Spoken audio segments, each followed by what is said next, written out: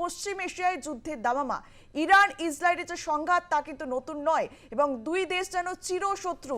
আগে দেখেছিলাম যে ইরানে ইসরায়েলি হামলা, আর এবার ইসরায়েলের রাজধানী তেল আবিবে ইরানের হামলা। 65 মিনিটে 200টি মিসাইল ছোড়া হয় আকাশপথে ইরানে ইসরায়েলি হানার পর, এবং অপারেশন রাইজিং লায়নে ইরানের বৃহত্তম ইউরেনিয়াম কেন্দ্রে হামলা চলে। বেশ কয়েকজন শীর্ষ সেনাকর্তা নিহত হন, আহত 320 জন। ইসরায়েলি হামলার জবাব বড়সড় পাল্টা প্রত্যাঘাত ইরানের। ইসরায়েলের দিকে ধেয়ে এলো একের পর এক মিসাইল। তেল আবিবের আকাশে 65 মিনিটে ছোড়া হলো 200টি মিসাইল। ইসরায়েলকে কঠোর শাস্তি দেওয়ার হুঁশিয়ারি ইরানের সর্বোচ্চ ধর্মীয় নেতা আয়াতোল্লাহ আলী খামেনেইর। ইসরায়েলের গুজদান এলাকায় ক্ষেপণাস্ত্র হামলায় ইরানের আহত কমপক্ষে 34 জন। এ বিষয়ে আমরা কথা বলবো। আমাদের সঙ্গে টেলিফোনে রয়েছেন আমাদের প্রতিনিধি সুচারু মিত্র। সুচারু, পশ্চিম এশিয়ায় যুদ্ধের দামামা, একে অপরের ওপর হামলা চালিয়ে যাচ্ছে, যুদ্ধ থামার একেবারেই নাম নেই। দেখো, যা পরিস্থিতি তাতে করে যেভাবে ইরান প্রত্যাঘাত করছে, ইসরায়েল হামলার 12 ঘন্টার পরে 200টি ব্যালিস্টিক মিসাইল ছোড়া হয়েছে মাত্র কয়েক মিনিটের মধ্যে। ফলে বুঝতে পারছো জেরুজালেম থেকে শুরু করে এই মুহূর্তে ইসরায়েলের বিভিন্ন গুরুত্বপূর্ণ পয়েন্ট ছিন্ন ভিন্ন হয়ে যাচ্ছে এবং সেখানে সবসময় সাইরেন বাজছে। এমার্জেন্সি পরিস্থিতি সেখানে তৈরি হয়েছে এবং ইসরায়েলকে একেবারে ছিন্ন ভিন্ন করে দিচ্ছে ইরান। 12 ঘন্টা আগে ইরান বিপর্যস্ত হয়েছিল। ইরানের যে ইউরেনিয়াম সেন্টার বা পারমাণবিক কেন্দ্র, সেখানে আক্রমণ চালিয়েছিল ইসরায়েল। একেবারে ঠিক তার 12 ঘন্টা পরেই প্রত্যাঘাতের পরিবেশ তৈরি করলো ইরান, এবং শুধু তৈরিই করলো না, 200টা ব্যালিস্টিক মিসাইল কয়েক মিনিটের মধ্যে। এই মুহূর্তে ইসরায়েলের অবস্থা অত্যন্ত খারাপ এবং সেখানকার যে সেনাবাহিনী বা ব্যারাক, এই সমস্ত কিছু একেবারে উড়িয়ে দিয়েছে। জেরুজালেমের মতো গুরুত্বপূর্ণ জায়গা এবং তেল শহর, এই দুটো কার্যত ছিন্ন ভিন্ন করে দিয়েছে ইরান ইসরায়েলকে ব্যালিস্টিক অ্যাটাক করে। আমেরিকা যদিও বলছে এই বিষয়ে তারা সাহায্য করতে রাজি, দুপক্ষকে বসানোর জন্য বা থামানোর জন্য, কিন্তু এখনো পর্যন্ত ইসরায়েল বা ইরানের পক্ষ থেকে কোনো বার্তা আসেনি বা সিজ ফায়ারের কোনো বার্তা আসেনি।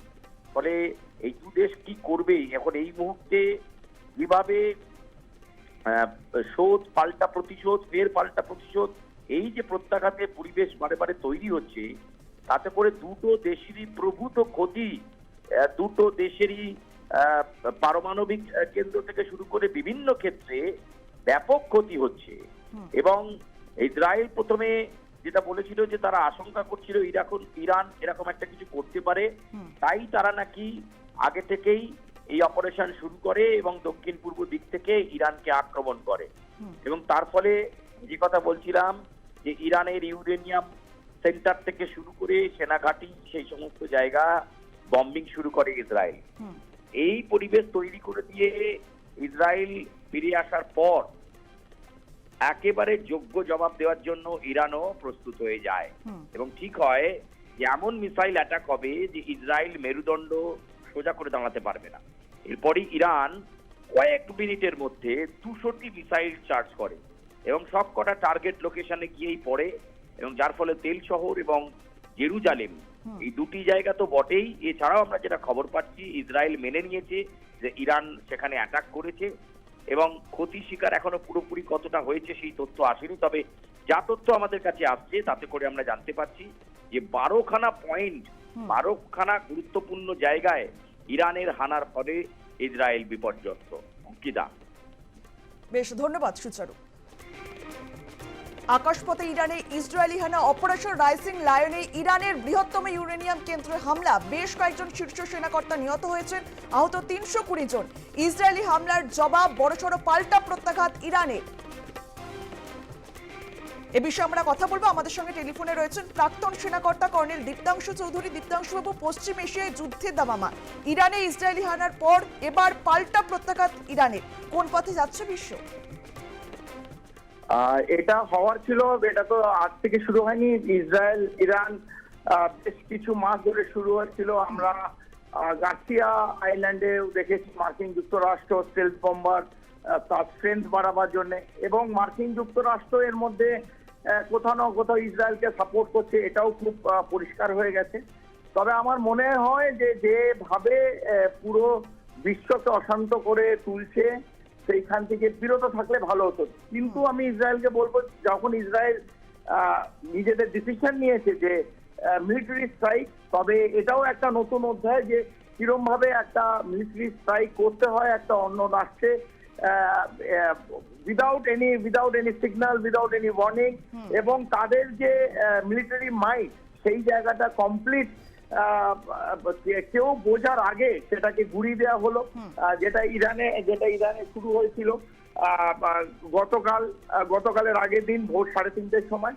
কিন্তু আমরা এটাও বলেছি যে ইরান অন্য দেশের মতন এটাকে কোনোভাবে ইয়েমেন অথবা মধ্য এশিয়া অথবা ওয়েস্ট এশিয়ার কোনো দেশের মতো নেওয়া উচিত নয়। Iran has also strike back. Iran ঠিক যোগ্যভাবে প্রত্যাঘাত করেছে, এবং আমরা জানি তেল আবিবে গতকাল অ্যাটাক হয়েছে, তাদের আয়রন ডোম, যেটা নিয়ে সবাই বিশ্বে খুব ইসরায়েলের সম্বন্ধে বলা হতো, তাদের এয়ার ডিফেন্সও ফেল করেছে, এবং তেল আবিবে বিভিন্ন জায়গায় ইভেন সিভিলিয়ান টার্গেটও অ্যাটাক হয়েছে, যেটা কাম্য ছিল না। যদিও ইসরায়েলের এয়ার ডিফেন্স সিস্টেম ধ্বংস করা হয়েছে, তার সঙ্গে সঙ্গে সিভিলিয়ান টার্গেটসও ইরান লক্ষ্য করেছিল, এবং একটা অনেক ক্ষতি ইসরায়েলে হয়েছে বলে আমরা জানি, ইতিমধ্যে আমরা জানি। বেশ, অনেক ধন্যবাদ আপনাকে আমাদের সঙ্গে কথা বলার জন্য। ইরানি হামলার পর ইসরায়েলের প্রথম মৃত্যুর খবর মিলেছে, এবং ইসরায়েলি পুলিশ জানিয়েছে রামায়েলি শহরের রামাত গান এলাকায় ক্ষেপণাস্ত্র হামলায় একজন মহিলার মৃত্যু হয়েছে। ইরানি ক্ষেপণাস্ত্র হামলায় মন্ত্রিসভার জরুরি বৈঠক ইসরায়েলের। ইরানের বিরুদ্ধে ইসরায়েলের পরবর্তী আক্রমণ আরও তীব্র হবে জানালেন ইসরায়েলের মন্ত্রিসভার এক আধিকারিক। ইরানের রাজধানী তেহরানের মেহরাবাদ আন্তর্জাতিক বিমানবন্দরে আগুন, কালো ধোঁয়ায় ঢেকে যায় গোটা বিমানবন্দর। কিভাবে আগুন লাগলো সরকারিভাবে জানা যায়নি কিছুই। দুই দেশ একে অপরের যেন চিরশত্রু, তবে এই সংঘাত নতুন নয়। ইরানি ক্ষেপণাস্ত্র হামলার এবং তারপরে কিন্তু ক্যাবিনেট বৈঠকের ডাক দেওয়া হয়েছে, এবং ইরানের বিরুদ্ধে ইসরায়েলের পরবর্তী আক্রমণ আরও তীব্র হবে জানালেন ইসরায়েলের মন্ত্রিসভার এক আধিকারিক। এ বিষয়ে আমরা কথা বলবো। আমাদের সঙ্গে নিউজ রুম থেকে রয়েছেন আমাদের প্রতিনিধি বিশ্বজিৎ পাল। বিশ্বজিৎ, ইরানি ক্ষেপণাস্ত্র হামলার মন্ত্রিসভার জরুরি বৈঠক ইসরায়েলের, এবং কি হতে চলেছে? দেখো, ইতিমধ্যেই কিন্তু সেই জরুরি বৈঠক শুরু হয়েছে, এবং যেটা আমরা বারবার করে গতকাল দেখিয়েছিলাম, যেভাবে ইসরায়েল হামলা চালিয়েছিল ইরানের উপরে, এবং তাদের পরমাণু অর্থাৎ যেখানে পরমাণু অস্ত্র তৈরি হয় তার কারখানা থেকে আরম্ভ করে, এবং বিভিন্ন জায়গায় একের পর এক হামলা চালানো হয়, এবং এতে প্রায় 78 জনের মৃত্যু হয়েছে, এবং তার পাশাপাশি প্রায় 350 মানুষ প্রায় আহত হয়েছে। এবং সেখানে কিন্তু সায়েন্টিস্ট থেকে আরম্ভ করে, সেনাকর্তা থেকে আরম্ভ করে, এবং উচ্চপদস্থ স্তরের সেনাকর্তা, তাদের মৃত্যু হয়েছে। এবং তারপরেই কিন্তু ইসরায়েল ভেবেছিল যে পাল্টা আক্রমণ ঠিক হবেই, এবং গতকাল রাতে কিন্তু আবারও আক্রমণ করে ইসরায়েল, এবং সেখানে অর্থাৎ ইরানের যে রাষ্ট্রপতি ভবন, সেই রাষ্ট্রপতি ভবনের ঠিক সামনেই সেখানে মিসাইল ছোড়া হয়, এবং তারপরেই কিন্তু দেখা যায় যে পাল্টা আক্রমণ আনে। প্রায় 65 মিনিট ধরে কিন্তু তাদের সেই পাল্টা আক্রমণ, এবং প্রায় 150-র উপরে কিন্তু তারা মিসাইল ছোড়ে, এবং মিসাইল ছোড়ার পরে কিন্তু একাধিক বহুতলে সেই মিসাইল পড়ে, এবং মিসাইলে বেশ কিছু বহুতল ভেঙে গিয়েছে, এবং এমন খবরও আসছে, এবং তাতে কিন্তু বেশ কয়েকজন মানুষ আহত হয়েছেন, এবং এক মহিলারও মৃত্যু হয়েছে। কিন্তু এই যে মধ্য এশিয়ার যে দেশগুলো, এবং সেখানে কিন্তু একটা চাপা উত্তেজনা তৈরি হয়েছে এই মুহূর্তে, এবং অনেক দেশ কিন্তু ইতিমধ্যে ইরানকে সাপোর্ট করতে শুরু করেছেন, এবং তাতেও কিন্তু এই যে যুদ্ধের যে দামামা, সেই দামামা কিন্তু আরও জোরদার হচ্ছে। এবং আমরা দেখছিলাম যে চিরশত্রু এর আগে 2021 সালে যখন নাকি ইরান আক্রমণ করে, এবং সেই আক্রমণে কিন্তু আস্তে আস্তে অনেক দিন সময় নিয়ে কিন্তু একদম পুরো নিজেরা আস্তে আস্তে তৈরি করে কোথায় কোথায় আক্রমণ করা যায় সেটা কিন্তু আগে থেকেই ছক কষেছিল ইসরায়েল, এবং সেটা কিন্তু তারা নির্ভুল ঠিকানায় কিন্তু তারা একের পর এক ড্রোন দিয়ে সেখানে ছোড়া হয়, বিভিন্ন ধরনের মিসাইল ছোড়া হয়, এবং তাতে একাধিক সেনাঘাঁটি থেকে আরম্ভ করে, এবং তাদের যে যুদ্ধ বিমান যেখানে স্টোর থাকে, এছাড়াও পারমাণবিক তথ্যকেন্দ্রগুলো, এবং তাছাড়াও কিন্তু যেখানে ইউরেনিয়ামের ঘাঁটি রয়েছে, এবং বিশাল পরিমাণে ইউরেনিয়াম সংগ্রহ করা রয়েছে, সেই সমস্ত জায়গায় কিন্তু আগে থেকেই চিহ্নিত করে কিন্তু ইসরায়েল সেখানে হামলা চালায়। এবং ইসরায়েলের পক্ষ থেকে দাবি করা হয়েছিল যে ইসরায়েল ইরানকে কোনো রকমভাবে পরমাণু বোমা তৈরি করতে দেবে না, এবং সেই ক্ষেত্রে কিন্তু তারা বারবার তারা আক্রমণ আরও জোরদার করবে, এমনটাও কিন্তু তারা বারবার করে বলেছিলেন। এই আক্রমণ থেমে থাকবে না, এবং অপারেশন রাইজিং লায়ন তারা নাম দিয়েছেন এবং সেই রাইজিং লায়ন যেমন চলবে এবং সেটা কিন্তু ক্রমশ চলবে। গতকাল ইরানের পাল্টা আক্রমণের পর কিন্তু আরও জরুরি ভিত্তিক বৈঠক যেটা শুরু হয়েছে, সেই বৈঠক থেকে কিন্তু সমস্ত ক্যাবিনেট মন্ত্রী থেকে আরম্ভ করে এবং সবাইকে ডেকে পাঠানো হয়েছে কিভাবে তারা আক্রমণ করবে এবং দেশের নিরাপত্তা ব্যবস্থা আরও জোরদার করা হবে এবং সমস্ত বিষয় নিয়ে। এবং তুমি জানো যে ইতিমধ্যেই কিন্তু বিপদ সাইরেন গতকাল রাত থেকেই বাজাতে শুরু করেছিল ইসরায়েল এবং তার দেশের সমস্ত জায়গায় সেই বিপদ সাইরেন কিন্তু বাজতে শুরু করে এবং তারপরেই দেখা যায় যে একের পর এক হানা, প্রায় 150-র উপরে মিসাইল হানা দিয়েছিল ইরানের পক্ষ থেকে এবং তাতে বেশ কিছুটা ক্ষয়ক্ষতি হলেও কিন্তু পাল্টা আক্রমণ আনবে ইসরায়েল, এটা কিন্তু এক প্রকার পরিষ্কার। এবং তারা কিন্তু আজকে বৈঠক করছেন এবং সেই আক্রমণ কী ধরনের আক্রমণ হবে এবং তার পাশাপাশি তারা প্রতিরক্ষা অর্থাৎ বিভিন্ন যদি ইরানের পক্ষ থেকে যদি আরও কোনো মিসাইল আসে এবং তা কীভাবে প্রতিরক্ষা করবেন অর্থাৎ তাদের দেশকে রক্ষা করবেন, সেই সমস্ত বিষয় নিয়েও কিন্তু আলোচনা হচ্ছে। এবং এই যে যুদ্ধ, সেই যুদ্ধ কিন্তু দীর্ঘস্থায়ী হবে এটা কিন্তু মনে করছেন বিশেষজ্ঞ মহল। এবং এই যে চিরশত্রু রয়েছে অর্থাৎ ইরান আর ইসরায়েলের মধ্যে যে চিরশত্রুতা রয়েছে তার একবার পরিষ্কার, কিন্তু এই যুদ্ধ থেমে থাকবে না এবং বিভিন্ন দেশ ইতিমধ্যেই কিন্তু ইরানকে সমর্থন করছে এবং পাশাপাশি কিন্তু ইসরায়েলকেও কিন্তু বেশ কয়েকটি দেশ সমর্থন করছে। সেই ক্ষেত্রে যুদ্ধ কতদিন হবে এবং সেই যুদ্ধে ক্ষয়ক্ষতির পরিমাণ কতটা হবে এবং কিভাবে আক্রমণ চালাবে। এবং আমরা দেখেছিলাম যে গতকাল ইরানের পক্ষ থেকে যেভাবে দাবি করা হয়েছিল যে তারা এর মানে প্রতিবাদ যেমন করেছিলেন এবং তার পাশাপাশি এটাও বলেছিলেন যে এর চরম শাস্তি কিন্তু ইসরায়েলকে পেতে হবে। এবং সেই ক্ষেত্রে রাত্রে 65 মিনিট ধরে কিন্তু তারা আক্রমণ চালায়, একের পর এক মিসাইল তারা উৎক্ষেপণ করে এবং সেখানে কিন্তু অর্থাৎ ইরান থেকে উৎক্ষেপণ করার পরে কিন্তু ইসরায়েলের বিভিন্ন শহরের যে বহুতলগুলো রয়েছে সেই বহুতলের উপরে আছড়ে পড়ে এবং বিভিন্ন বহুতল ভেঙে গিয়েছে এবং ইতিমধ্যেই খবর পাওয়া যাচ্ছে একজন মহিলা মারা গিয়েছেন এবং বেশ কয়েকজন আহত হয়েছেন। কিন্তু আহত হলেও কিন্তু ইরানের ক্ষয়ক্ষতি কিন্তু সব থেকে বেশি এবং সেখানে প্রায় 350-র কাছাকাছি কিন্তু মানুষ আহত হয়েছে এবং পাশাপাশি 78 জনের মৃত্যুর খবর কিন্তু এই মুহূর্তে সামনে আসছে।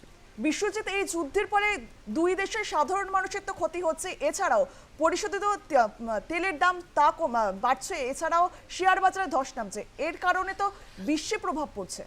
দেখো, অবশ্যই প্রভাব পড়বে, কেননা তেলের যে বাজার, সেই বাজারগুলো কিন্তু তুমি জানো যে এই যে আরব কান্ট্রিগুলো, সেই আরব কান্ট্রি থেকে কিন্তু বিভিন্ন দেশে তেল যায় এবং এই মুহূর্তে যেভাবে যুদ্ধর পরিস্থিতি তৈরি হয়েছে এবং তাতে কিন্তু তেলের একটা বড় টান থাকবে এবং সেখানে তাদের ক্ষেত্রে যুদ্ধ বিমান থেকে আরম্ভ করে সব কিছুতেই কিন্তু ইতিমধ্যেই তারা তেল ভরার যে কাজ সেগুলো কিন্তু করবেন এবং যুদ্ধে প্রচুর বিমানে তেলের প্রয়োজন থাকে এবং যুদ্ধ বিমানগুলো চলে এবং ইতিমধ্যেই ওরা তেল সরবরাহটাও কিন্তু অনেকটা বন্ধ করেছে, অর্থাৎ স্থগিত রেখেছে এবং সেই কারণে হয়তো বিশ্ববাজারে তেলের দাম বাড়বে এবং তেলের দাম বাড়লে শেয়ার বাজারে ধস নামে। এবং শেয়ার বাজারে আমরা দেখেছিলাম গত মাস থেকেই যখন নাকি পাকিস্তানের সঙ্গে ভারতের কয়েকদিনের যে যুদ্ধ হয়েছিল এবং সেই যুদ্ধের ক্ষেত্রে আমরা দেখেছিলাম যে শেয়ার বাজারের পতন শুরু হয়েছিল এবং বেশ কয়েকদিন ধরেই কিন্তু আমরা দেখতে পাচ্ছি গত 4-5 দিন ধরে শেয়ার বাজারের এমনি পতন শুরু হয়েছে এবং তার পাশাপাশি কিন্তু দৈনন্দিন জীবনে যে সমস্ত জিনিসের প্রয়োজন থাকে সেই সমস্ত জিনিসের দাম বাড়বে, অর্থাৎ তেলের দাম বাড়লে কিন্তু সমস্ত কিছুর দাম বাড়বে।